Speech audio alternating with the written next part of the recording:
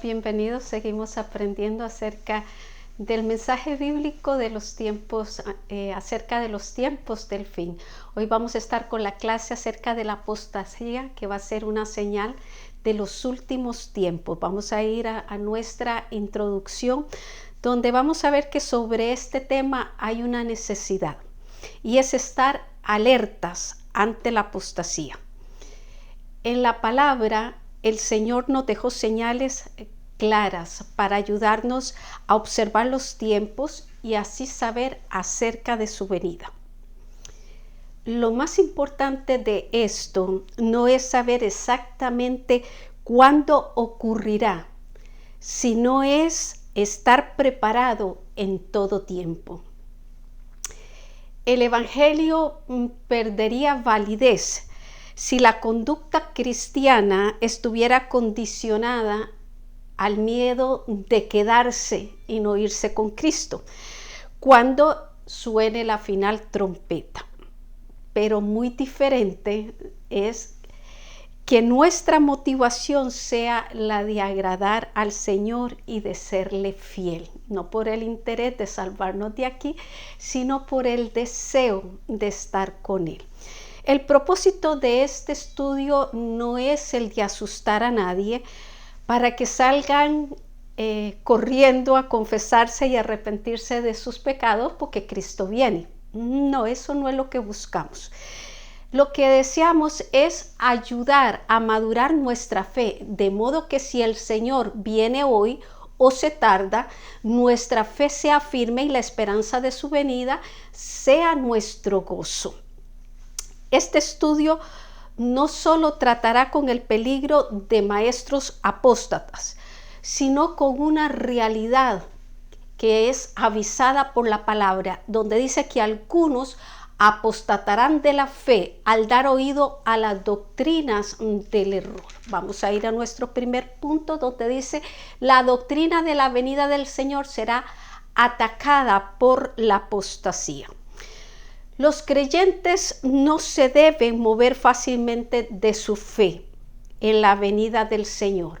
Vamos a estar en 2 de Tesalonicenses capítulo 2 con el verso 1. Dice: pero con respecto a la venida de nuestro Señor Jesucristo y nuestra reunión con Él, os rogamos, hermanos. Después leemos el número 2, pero vamos a quedarnos ahí, donde vamos a ver cómo Pablo en este verso nos enseña sobre la doctrina de la venida del Señor, la cual conocemos como parousia en griego, y su significado es presencia. Esta palabra también se usaba para referirse a las visitas imperiales. Cuando aquí se habla de nuestra reunión con el Señor, hace referencia al arrebatamiento de la iglesia. Este tema desató corrientes erróneas cuando se empezó a enseñar, y creo que todavía, necesitando orientación al respecto. Algunos hermanos dejaron de trabajar y empezaron a vivir de las limosnas de otro, porque algunos enseñaban que era inminente la venida del Señor. Otros estaban conmovidos en su mente y necesitaban confirmar su fe. Ahora sí vamos a leer el verso 2. Dice que no os dejéis, Pablo hablando, mover fácilmente de vuestro modo de pensar, ni os conturbéis ni por espíritu, ni por palabra, ni por carta como si fuera nuestra, en el sentido de que el día del Señor está cerca.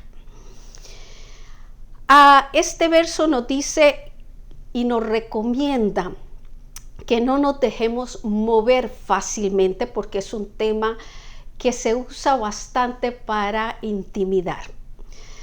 Dice, muestra que ellos, al decir esto, Pablo, muestra que ellos estaban firmes en su esperanza, pero había una amenaza para remover sus convicciones.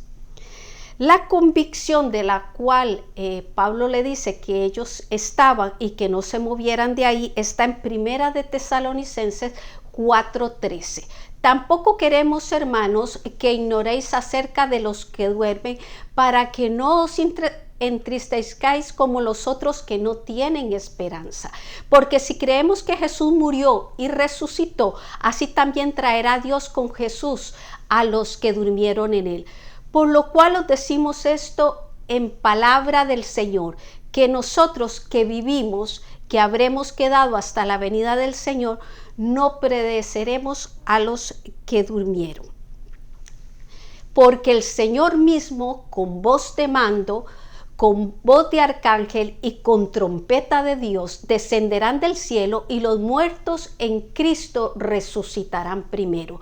Luego nosotros, los que vivimos, los que hayamos quedado, seremos arrebatados juntamente con ellos en las nubes para recibir al Señor en el aire, y así estaremos siempre con el Señor.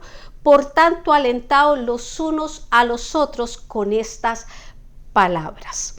Así que esta era la convicción que Pablo les había enseñado, que ellos la tenían por cierta, pero que estaba siendo amenazada. Este verso tiene el propósito, verso 2, de reafirmar estas convicciones. Pablo menciona 3 maneras como la influencia del error les podía llegar a afectar. Una era por espíritu, dando a entender la posible influencia demoníaca para quitarles la verdad de su esperanza. La otra era por palabra. Eso significaba escuchar palabras de error. Y la tercera, que dice por carta, refiriéndose a una falsa carta como si fuera de Pablo, dando nuevas revelaciones en cuanto a la venida del Señor. Hoy día, también como en aquellos momentos, tenemos muchas voces proféticas, así que la más segura para el creyente es escudriñar las escrituras y andar conforme a ellas. En vez de solo prestar oído a lo que otro dice, es lo que otra persona dice, confirmar que se encuentra en la palabra del Señor. Punto número B. Dice, la manifestación del anticristo será previa a la segunda venida del Señor. Vamos a ir al verso 3, que comienza, nadie os engañe en ninguna manera, porque no vendrá sin que antes venga la apostasía y se manifieste el hombre de pecado, el hijo de perdición. Este verso comienza con una advertencia. Y esta de que nadie los engañe, refiriéndose al verso anterior que hemos hablado. Algunos enseñaban que la venida del Señor sería en aquellos días, lo que lleva a Pablo a decirles el orden escatológico en que ocurriría. Eso significa que si ellos lo sabían, sería más difícil engañarlos. Primero dice Pablo que vendría la apostasía. Esta palabra es griega y significa rebelión o revuelta. En el orden donde se coloca, nos hace entender que no será cualquier apostasía, sino una conectada con el sistema religioso de los últimos días. Ya ahorita, en los tiempos que estamos, podemos ver cómo está sucediendo, cómo ya vemos congregaciones que habían guardado los fundamentos de la fe y ahora se han estado envolviendo en el error. Y esto ocurrirá, dice la palabra, antes del arrebatamiento de la iglesia. El verso 4 nos dice, el cual se opone y se levanta contra todo lo que se llama Dios o es objeto de culto, tanto que se sienta en el templo de Dios como Dios, haciéndose pasar por Dios. Así que este verso a primera vista pareciera que primero se fuera a manifestar el anticristo y luego ocurriría el arrebatamiento. Pero si miramos el contexto, mientras la iglesia esté en este mundo alguien detiene la manifestación del hombre de pecado. Pablo dice que ya está en acción el misterio de la iniquidad. Esta táctica de persecución está activa, o sea, el del misterio de iniquidad está activa de parte del enemigo desde que Cristo comenzó su ministerio. Pero no es sino hasta que la iglesia sea quitada que la persona del anticristo se manifestará plenamente. Sin duda es el Espíritu Santo, el guiador de la iglesia, quien hasta ahora detiene la manifestación del hijo de perdición. Si nosotros recopilamos los eventos y los ponemos en orden, mire cómo sería. Primero estaría la apostasía, luego el arrebato de la iglesia, después la manifestación del hombre de pecado y por último la segunda venida de Cristo. Así que nosotros frente a esta verdad debemos de decidir vivir para el Señor, y esto honestamente. Hemos llegado al final de nuestro primer punto con la frase: nadie os de ninguna manera. Segunda de Tesalonicenses 2:3. Vamos para nuestro segundo punto, donde vemos que la apostasía es sustentada por espíritus engañadores y por demonios. El espíritu indica cuán peligroso es dar oído a los falsos maestros. Vamos a ir ahora a Primera de Timoteo, capítulo 4, verso 1. Pero el Espíritu dice claramente que en los postreros tiempos algunos apostatarán de la fe, escuchando a espíritus engañadores y a doctrinas de demonios. Esta palabra que acabo de leer viene del Espíritu Santo, quien afirma de una manera clara que en los postreros días algunos apostatarán de la fe. Aquí el término fe equivale a la doctrina. Eso significa que habrá en ese momento, en ese tiempo que ya estamos empezando a vivirlo, un abandono de la doctrina de Cristo. Vamos a leer Hebreos 3:12, que nos dice: mirad, pongan atención, es lo que quiere decir, atentos, hermanos, que no haya en ninguno de vosotros corazón malo de incredulidad para apartarse del Dios vivo. Así que tenemos que cuidar nuestra fe. Eso ocurrirá porque darán oído a espíritus engañadores y a doctrinas de demonios. Lucas 8:18 nos dice: mirad, otra vez, vean, estén atentos, pues ¿cómo oís? Eso significa que tengo adentro qué es lo que yo en verdad creo, para que a la hora que yo escuche sepa que eso no entra o que eso se debe de ir o de aceptar. Esto nos lleva a tener que preguntarnos cuál es nuestro filtro. O sea, ¿qué es lo que les acabo de decir? ¿Qué está dentro de nosotros? ¿Es Cristo y su palabra? ¿O somos nosotros y nuestras propias necesidades? Recuerde que de acuerdo a lo que creemos, así vamos a juzgar las otras cosas, o así nos vamos a conectar con lo que nos llega. Es una estrategia demoníaca presentar la mentira de forma engañosa, de modo que parezca una verdad. Eso lo ha hecho desde el principio. Toda enseñanza que quite a Cristo como el centro de la predicación, de la enseñanza, es diabólica. Así también toda doctrina que contradiga a lo establecido en la palabra proviene de los demonios. Vamos a leer el verso 2, donde en este verso Pablo nos dice cómo es el carácter de las personas que se prestan para propagar el error. dice, por la hipocresía de mentirosos que teniendo cauterizada la conciencia. Así que, ¿cómo son? Dice lo primero, que son hipócritas. Ellos sabrán disimular su malvado carácter y por eso muchos creerán en que lo que enseñan es cierto. También dice que son mentirosos. No solo lo dicen, sino que están llenos de la mentira. Inspirados por Satanás, quien es el padre de mentira, nos dice Juan 8:44. Pero también dice que tienen la conciencia cauterizada.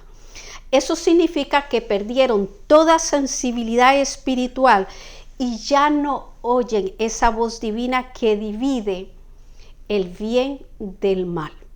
Muchos de ellos fueron personas con las que Dios trató en varias ocasiones. Pero ellos decidieron tomar la rienda de su vida y esto lo hicieron para perdición de ellos y de otros, porque van a engañar a muchos. Punto B. Los maestros falsos ordenarán abstenerse de ciertos alimentos y del matrimonio. Primera de Timoteo 4:3 dice, prohibirán casarse y mandarán abstenerse de alimentos que Dios creó para que con acción de gracias participasen de ellos los creyentes y los que han conocido la verdad. Cuando dice prohibirán casarse, no es una afirmación, sino un reproche. Vamos a ver cómo en Génesis 1:28, donde dice, y los bendijo Dios y les dijo, fructificad y multiplicaos, llenad la tierra y sojuzgadla y señoread. También dice en Génesis 2:24, por tanto dejará el hombre a su padre y a su madre y se unirá a su mujer y serán, dice, una sola carne. También habla Génesis 9:1, bendijo Dios a Noé y a sus hijos y les dijo, fructificad y multiplicaos y llenad la tierra. Estas citas nos ayudan a saber que el matrimonio entre un hombre y una mujer es diseño divino, es diseño de Dios. Ahora, tenemos una excepción que vamos a ver en Mateo 19:11 y 12. Entonces él les dijo, no todos son capaces de recibir esto, sino aquellos a quienes es dado. Pues hay eunucos que nacieron así del vientre de su madre, y hay eunucos que son hechos por los hombres, y hay eunucos que asimismo se hicieron eunucos por causa del reino de los cielos. El que sea capaz de recibir esto, que lo reciba. O sea, es un voto de celibato. Y Primera de Corintios 7 nos dice también, quisiera más bien que todos los hombres, hablando Pablo, fuesen como yo, pero cada uno tiene su propio don de Dios, uno a la verdad de un modo y otro de otro. Digo pues a los solteros y a las viudas, que bueno les fuera quedarse como yo. Él se había quedado sin casarse, pero si no tienen el don de continencia, cásense, pues mejor es casarse que estarse quemando. Así que hay una excepción, pero muy diferente a ser una prohibición. Los gnósticos griegos creían que el espíritu era bueno, pero el cuerpo irremediablemente malo, no le daban ninguna esperanza. Por tanto, mandaban a las personas a tomar acciones disciplinarias contra su cuerpo para lograr la perfección. Es el sentido que parece tener los maestros del error al mandar abstenerse de ciertos alimentos. Levíticos 11 regula animales que podían comer los judíos bajo la ley. Pero la palabra es clara en mostrarnos que aquellas regulaciones de comidas, así como los lavamientos ceremoniales, llegaron hasta Cristo. Vea lo que dice Hebreos 9, lo cual es símbolo para el tiempo presente, según el cual se presentan ofrendas y sacrificios que no pueden hacer perfecto en cuanto a la conciencia al que practica ese culto, ya que consiste solo de comidas y bebidas, de diversas abluciones y ordenanzas acerca de la carne, impuestas, ¿hasta cuándo dice? Hasta el tiempo de reformar las cosas. Pero estando ya presente Cristo, que es cuando se hace la reforma, sumo sacerdote de los bienes venideros, por el más amplio y más perfecto tabernáculo, no hecho de manos, es decir, no de esta creación, y no por sangre de machos cabríos ni de becerros, sino por su propia sangre entró una vez y para siempre en el lugar santísimo, habiendo obtenido eterna salvación. Así que eso implica dejar de hacer esas prohibiciones o esas ceremonias. Dios en Génesis 1:28 al 31 le da al hombre permiso para comer del fruto de la creación. Dice, los bendijo Dios y les dice, multiplicaos, fructificad y multiplicaos, llenen la tierra, sojúzguela, señoread en los peces del mar, en las aves del cielo y todas las bestias que se mueven sobre la tierra. Y dijo Dios, he aquí que yo os he dado toda planta que da semilla, que está sobre la tierra, y todo árbol que hay fruto y que da semilla. Os serán para comer, y a toda bestia de la tierra, y a todas las aves de los cielos, y a todo lo que se arrastra sobre la tierra, en que hay vida, toda planta verde les será para comer. Y fue así. Y vio Dios todo lo que había hecho, y he aquí que era bueno en gran manera. Así que aquí el Señor da el permiso para comer del fruto de la creación. Verso 4 nos dice, porque todo lo que Dios creó es bueno y nada es de desecharse si se toma, dice, con acción de gracias. Este verso combate la doctrina del asceticismo. ¿Cuál es la doctrina del asceticismo? La que dice de purificar el espíritu por la negación de los placeres materiales o por abstinencia. Lo que dice es, lo que Dios creó es bueno y nada es de desecharse, así que no debemos desechar ningún alimento como impuro. Pero dice que sí se toma con acción de gracias. Vea lo que dice Marcos 7. Cuando se alejó de la multitud y entró en casa, le preguntaron sus discípulos sobre la parábola. Él les dijo, ¿también vosotros estáis así, sin entendimiento? ¿No entendéis que todo lo de fuera entra en el hombre, no lo puede contaminar, porque no entra en su corazón, dice, sino en el vientre y sale a la letrina? Esto decía, haciendo limpio todos los alimentos, subrayen eso. Pero decía que lo que del hombre sale, eso sí contamina al hombre, porque de dentro del corazón de los hombres salen los malos pensamientos, los adulterios, las fornicaciones, los homicidios, los hurtos, las avaricias, las maldades, el engaño, la lascivia, la envidia, la maledicencia, la soberbia, y dice, y la insensatez. O sea, una lista bastante amplia para que no nos perdamos y sepamos entenderlo bien. Dice el verso 5. Porque por la palabra de Dios y por la oración es santificado. Así que si les quedaba alguna duda todavía, aquí se nos aclara mucho mejor. Esto nos recuerda, este verso, que por la palabra de Dios, o que la palabra de Dios santifica. Marcos 7:19, que les acabo de leer, nos dice, porque no entra en su corazón sino en el vientre y sale a la letrina. O sea, estamos extrayendo el verso. Esto decía, haciendo limpio todos los alimentos. La oración santifica el alimento. Ahora, quien no ora por los alimentos, ¿verdad? Ahí lo dejamos. Oración es una palabra del griego enteuxis,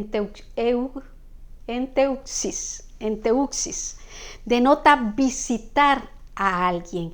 También se traduce por intercesión. El contexto nos indica que se refiere a participar de los alimentos con gratitud y hacerlo como el Señor mandó. Como el Señor mandó, dice, conscientes de su presencia. Leamos Deuteronomio 12.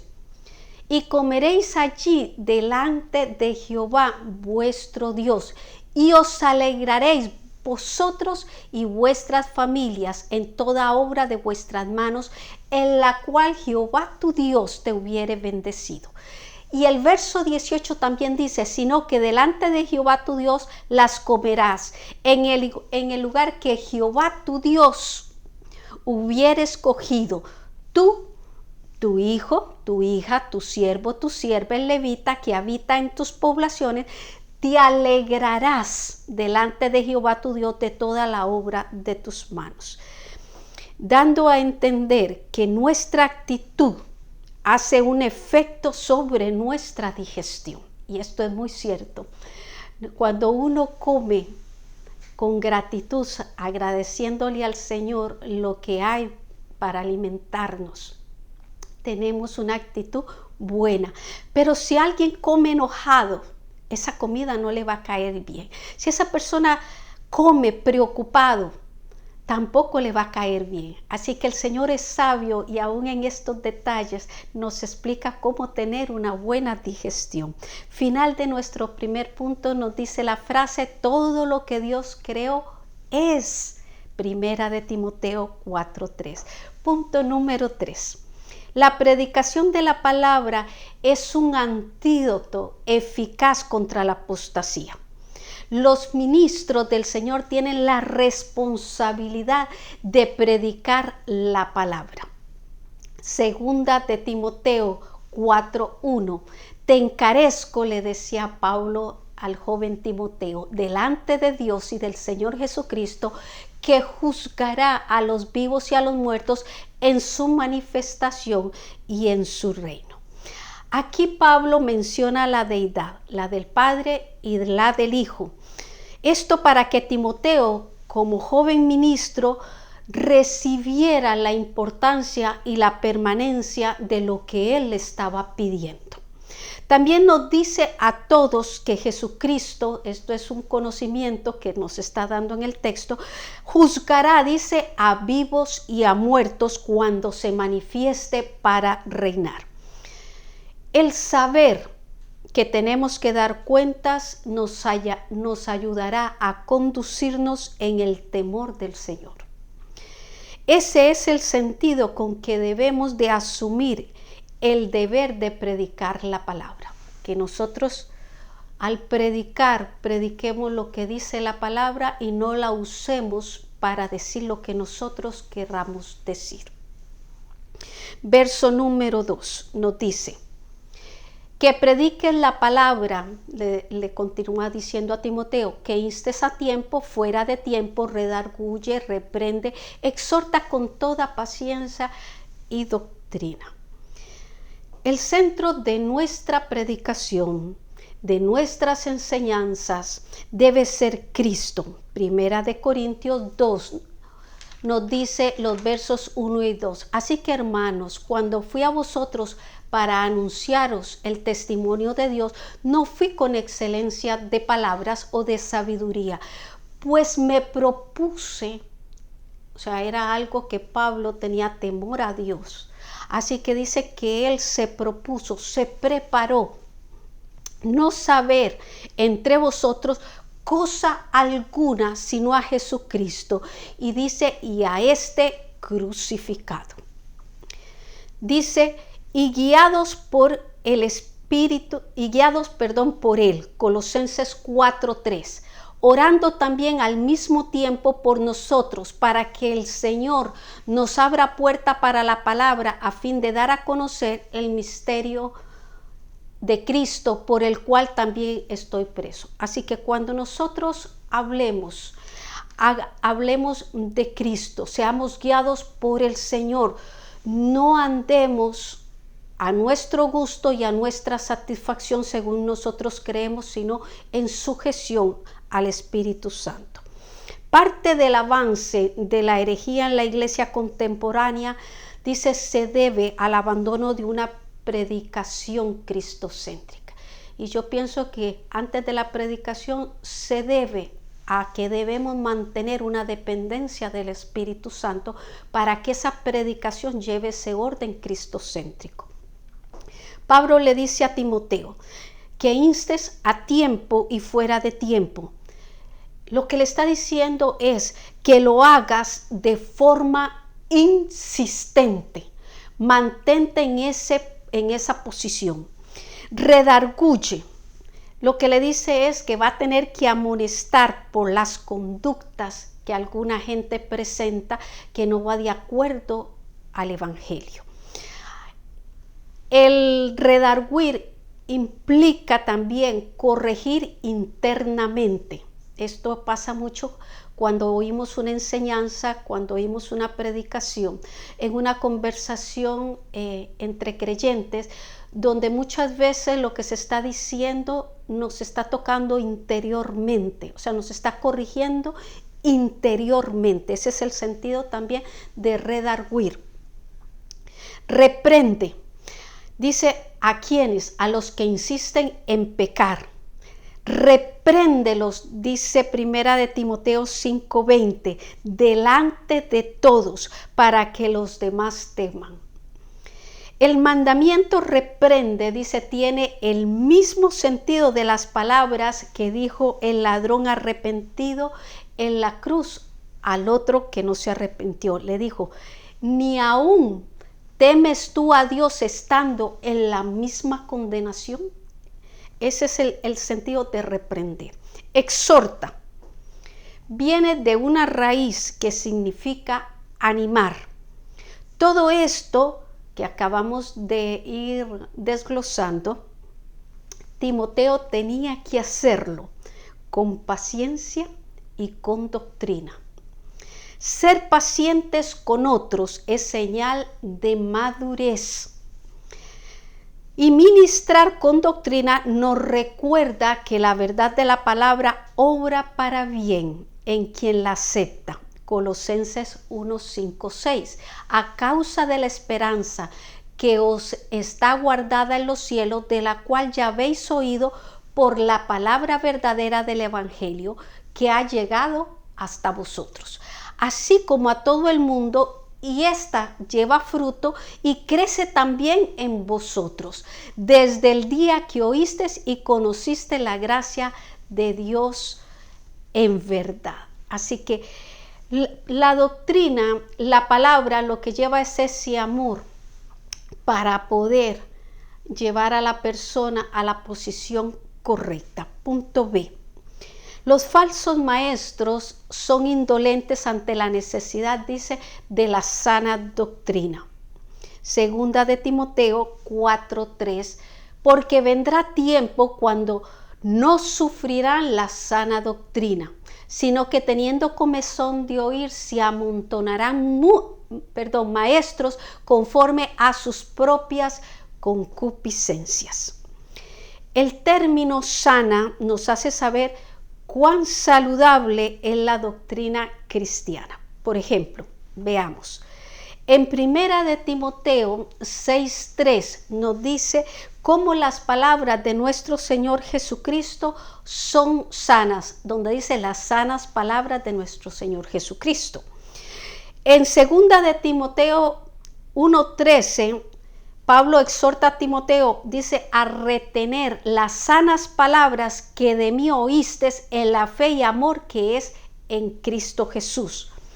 Y en Tito 1:9, Pablo le muestra que la palabra debe de constituirse en la sana enseñanza de los ministros. Dice, para que también pueda exhortar con sana enseñanza y convencer a los que contradicen. La actitud de los siervos de Dios al ministrar debe ser guiada por estos valores irrevocables de la palabra. El ministrar la palabra sana contribuirá a lograr una iglesia saludable. Pero la advertencia es que en los postreros días habrá negligencia en cuanto a la necesidad de la sana doctrina. Dice que se amontonarán, eso significa que serán muchos maestros conforme a sus concupiscencias, que es una característica de los falsos maestros que con avaricia tratan de hacer mercadería de los hermanos, segunda de Pedro 2:3, y por avaricia harán mercadería de vosotros con palabras fingidas. Sobre los tales ya de largo tiempo la condenación no se tarda y su perdición no se duerme. Por ejemplo, los atenienses solo se interesaban en decir o en oír algo nuevo, nos dice Hechos 17, porque todos los atenienses y los extranjeros residentes allí en ninguna otra cosa se interesaban sino en decir o en oír algo nuevo, o sea, algo que les captara la atención, pero no profundizaban en lo que escuchaban, no hacían que la palabra se volviera una verdad en sus conductas. Eclesiastés 1:8 nos dice: todas las cosas son fatigosas, mas de lo que el hombre puede expresar nunca se sacia el ojo de ver ni el oído de oír. Así que mucho cuidado con solo querer oír o ver algo nuevo. Por eso debemos ser cuidadosos sobre a qué le prestamos nuestra atención. Y lo que enseñamos, no hacerlo para nuestro propio honor, sino para la gloria del Señor, los que tenemos el privilegio de enseñar. No es enseñar para que sepan que yo sé, es enseñar porque tenemos el amor hacia aquella alma y queremos brindarle lo mejor que hemos conocido, que es la verdad del Señor. Verso 4. Y apartarán de la verdad el oído y se volverán a las fábulas. ¿Quiénes? Los falsos maestros. Así que Pablo le aconsejó a Timoteo en 1 Timoteo 6:20. Oh Timoteo, guarda lo que se te ha encomendado, evitando las profanas pláticas sobre cosas vanas que no tienen trascendencia y los argumentos de la falsamente llamada ciencia. Así que aquí le encarga dos cosas. Evita conversaciones sobre cosas vanas y argumentos de la falsamente llamada ciencia. Estas cosas se oyen intelectualmente atractivas, pero invitan a la incredulidad y lo que hacen es entretener y llenar el entendimiento. Así que es necesario desechar toda vanidad del hablar, como dice Primera de Pedro 2:1 y 3. Que nosotros lo que debemos desear es, como niños, la leche no adulterada, para que por ella crezcamos para salvación. Así que llegamos al final de nuestro tercer punto con la frase: porque vendrá tiempo cuando no sufrirán la. Segunda de Timoteo 4:3. Hemos llegado a nuestra reflexión. Cristo, hermanos, regresará por su pueblo y arrebatará a los creyentes fieles a su fe. El aviso del Espíritu Santo que en los postreros días, cuando dice postreros días, es el periodo que comprende entre la primera y la segunda venida de Cristo. Dice que habrá apostasía, influenciada por demonios. Dice en hombres engañadores, voces que quieren apartarnos de la verdad, que quieren apartar de la verdad el oído y el entretenimiento carnal y religioso parecen ayudar porque cada día crecen más y más. Debemos tomarnos, debido a estas advertencias, de la palabra viva y permitirle que sea ella quien nos dirija en este tiempo a fin de lograr ser ejemplos dignos de ser imitados por otros. Hasta aquí nuestra clase. Yo espero que sea de gran edificación como lo ha sido para mí. Nuestra próxima lección va a ser las plagas, señales de los últimos tiempos. Bendiciones.